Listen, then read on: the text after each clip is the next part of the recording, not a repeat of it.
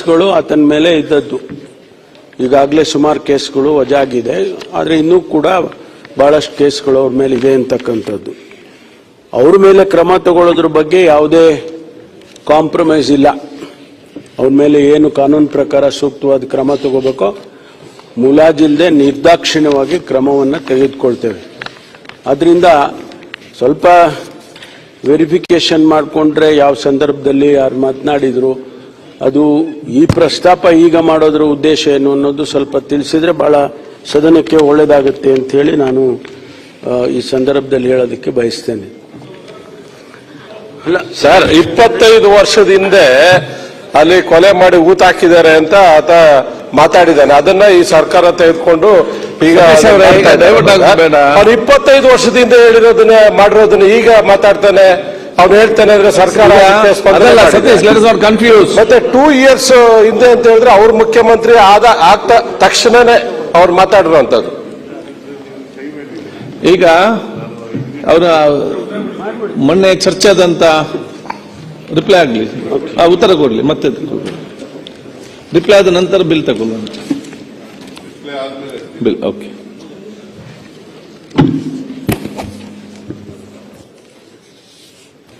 ಉತ್ತರ ಕೊಡಬೇಕಲ್ಲಪ್ಪ.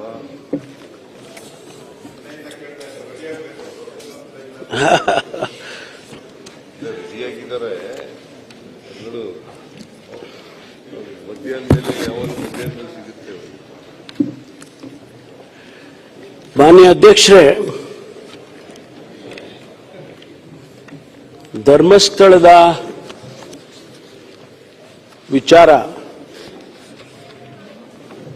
ಇವತ್ತು ಇಡೀ ದೇಶ ಗಮನಿಸ್ತಾ ಇದೆ. ಬಹುಶಃ ಅಂತಾರಾಷ್ಟ್ರೀಯ ಮಟ್ಟದಲ್ಲೂ ಕೂಡ ಇದು ಸುದ್ದಿಯಾಗಿರ್ತಕ್ಕಂಥದ್ದನ್ನ ನಾವು ನೋಡಿದ್ದೇವೆ. ಧರ್ಮಸ್ಥಳದ ಬಗ್ಗೆ, ಧರ್ಮಸ್ಥಳ ಒಂದು ದೇವಸ್ಥಾನ, ಅದರ ಬಗ್ಗೆ ಲಕ್ಷಾಂತರ ಜನ, ಕೋಟ್ಯಾಂತರ ಜನ ಭಕ್ತಾದಿಗಳು ಇವತ್ತು ಇಡೀ ದೇಶದಲ್ಲೇ ಇದ್ದಾರೆ. ಅದಕ್ಕೆ ಆದಂತ ಒಂದು ಸ್ಥಾನ ಇದೆ, ಸಮಾಜದಲ್ಲಿ ಅದಕ್ಕೆ ಆದಂತ ಒಂದು ಸ್ಥಾನ ಇದೆ. ಮತ್ತು ಅದರ ಚಟುವಟಿಕೆಗಳಿಗೂ ಕೂಡ, ಚಟುವಟಿಕೆಗಳ ಬಗ್ಗೆ ಕೂಡ ಸ್ಥಾನಮಾನಗಳು ಇವತ್ತು ಇಡೀ ದೇಶದಲ್ಲಿ ಆಗಿರ್ತಕ್ಕಂಥದ್ದು. ಅದರ ಇತಿಹಾಸಕ್ಕೆ ನಾನು ಹೋಗೋದಿಲ್ಲ, ಯಾಕೆಂದ್ರೆ ಅದರ ಹಿಸ್ಟ್ರಿ 800 ವರ್ಷದ ಹಿಂದೆ ಅದರ ಇತಿಹಾಸ ಇರ್ತಕ್ಕಂಥದ್ದು. 800 ವರ್ಷದ ಇತಿಹಾಸ ಇದೆ ಅಂತ ಹೇಳ್ತಾರೆ. ಅದೆಲ್ಲದಕ್ಕೂ ನಾನು ಹೋಗೋದಿಲ್ಲ, ಯಾಕೆಂದ್ರೆ ಈಗ ನಮಗೆ ಬಂದಿರತಕ್ಕಂಥದ್ದು ಬೇರೆನೇ ವಿಷಯ ಬಂದಿರುವಂತ ಕಾರಣಕ್ಕಾಗಿ ನಾನು ಅದರ ಇತಿಹಾಸಕ್ಕೆ ಮತ್ತು ಅವ್ರು ಮಾಡ್ತಾ ಇರ್ತಕ್ಕಂಥ ಕೆಲಸ ಕಾರ್ಯಗಳ ಬಗ್ಗೆ, ಅವರು ಶಿಕ್ಷಣ ಕ್ಷೇತ್ರದಲ್ಲಿ ಏನು ಕೆಲಸ ಮಾಡಿದ್ದಾರೆ, ಆರೋಗ್ಯ ಕ್ಷೇತ್ರದಲ್ಲಿ ಏನು ಕೆಲಸ ಮಾಡಿದ್ದಾರೆ, ಆಮೇಲೆ ಗ್ರಾಮೀಣ ಭಾಗದಲ್ಲಿ ಅವರು ಏನು ಕೆಲಸ ಮಾಡಿದ್ದಾರೆ, ಅದೆಲ್ಲವನ್ನು ನಾನು ಪ್ರಸ್ತಾಪ ಮಾಡಿ ಅದರ ಬಗ್ಗೆ ಹೆಚ್ಚು ಸಮಯವನ್ನು ನಾನು ತಗೊಳ್ಳೋದಕ್ಕೆ ಹೋಗೋದಿಲ್ಲ. ಮಾನ್ಯ ಅಧ್ಯಕ್ಷರೇ, 3/7/25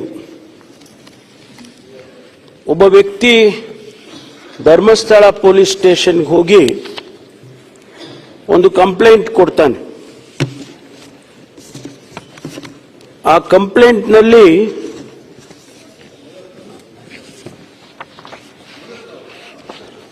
ಅವನು ಪ್ರಸ್ತಾಪ ಮಾಡಿರ್ತಕ್ಕಂಥ ವಿಷಯ, ನನಗೆ ನಿರಂತರ ಪ್ರಾಣ ಬೆದರಿಕೆಯೊಡ್ಡಿ ಧರ್ಮಸ್ಥಳ ಗ್ರಾಮದ ವ್ಯಾಪ್ತಿಯಲ್ಲಿ ಮತ್ತು ಸುತ್ತಮುತ್ತಲಿನ ಪ್ರದೇಶಗಳಲ್ಲಿ ಕೊಲೆಗಳಾದ ಹಾಗೂ ಅತ್ಯಾಚಾರಕ್ಕೊಳಗಾದ ಅನೇಕ ಮೃತದೇಹಗಳು ಮತ್ತು ಸಾಕ್ಷ್ಯಗಳನ್ನು ನನ್ನಿಂದ ಬಲವಂತವಾಗಿ ಹೂತು ಹಾಕಿಸಿರುವ ಬಗ್ಗೆ ದೂರು. ಇದನ್ನ 3/7/25 ಧರ್ಮಸ್ಥಳದ ಪೊಲೀಸ್ ಸ್ಟೇಷನ್ ಅಲ್ಲಿ ಕೊಡ್ತಾನೆ. ಮುಂದುವರೆದು ಅತ್ಯಂತ ಭಾರವಾದ ಹೃದಯದಿಂದ ಹಾಗೂ ಪರಿಹಾರದ ಪಾಪ ಪ್ರಜ್ಞೆಯಿಂದ ಹೊರಬರುವ ಸಲುವಾಗಿ ಈ ದೂರು ನೀಡುತ್ತಿದ್ದೇನೆ. ನಾನು ಕಂಡ ಕೊಲೆಗಳು ಸ್ವೀಕರಿಸಿದ ಶವಗಳನ್ನು ಹೂತು ಹಾಕದಿದ್ದರೆ ಆ ಶವಗಳ ಜೊತೆಯಲ್ಲೇ ಮಣ್ಣು ಪಾಲಾಗಿಸುವ ನಿರಂತರ ಜೀವ ಬೆದರಿಕೆ ಮತ್ತು ಥಳಿತಗಳ ನೋವಿನ ನೆನಪಿನ ಹೊರೆಯನ್ನು ಇನ್ನೂ ಹೊರಲು ನನ್ನಿಂದ ಸಾಧ್ಯವಿಲ್ಲ. ಈ ಮೂಲಕ ನಾನು ಬಹಿರಂಗಪಡಿಸುತ್ತಿರುವ ಕೊಲೆಯಾದ ಅನೇಕ ಪುರುಷರು ಮತ್ತು ಅತ್ಯಾಚಾರಕ್ಕೊಳಗಾಗಿ ಕೊಲೆಗಳಾದ ಅನೇಕ ಯುವತಿಯರು ಮತ್ತು ಮಹಿಳೆಯರ ಮಾಹಿತಿಯನ್ನು ತೀವ್ರಗತಿಯಲ್ಲಿ ತನಿಖೆಗೊಳಪಡಿಸಿ ನನಗೆ ಮತ್ತು ನನ್ನ ಕುಟುಂಬದ ರಕ್ಷಣೆಯನ್ನು ಒದಗಿಸುವಂತೆ ಕೋರುತ್ತಿದ್ದೇನೆ. ಇನ್ನು ಬಹಳ ಸ್ಟೋರಿ ಬರೆದಿದ್ದಾನೆ, ಅದಕ್ಕೆ ಪೂರ್ತಿ ಹೇಳೋದಕ್ಕೆ ಹೋಗೋದಿಲ್ಲ. ಕ್ಷಣ ಕ್ಷಣದ ಸುದ್ದಿಗಳಿಗಾಗಿ ಫ್ರೀಡಂ ಟಿವಿ ಸಬ್ಸ್ಕ್ರೈಬ್ ಮಾಡಿ, ಲೈಕ್ ಮಾಡಿ ಹಾಗೂ ಫಾಲೋ ಮಾಡಿ. ಹೊಸ ಸುದ್ದಿಗಳ ನೋಟಿಫಿಕೇಶನ್ಗಾಗಿ ಬೆಲ್ ಐಕಾನ್ ಮೇಲೆ ಕ್ಲಿಕ್ ಮಾಡಿ.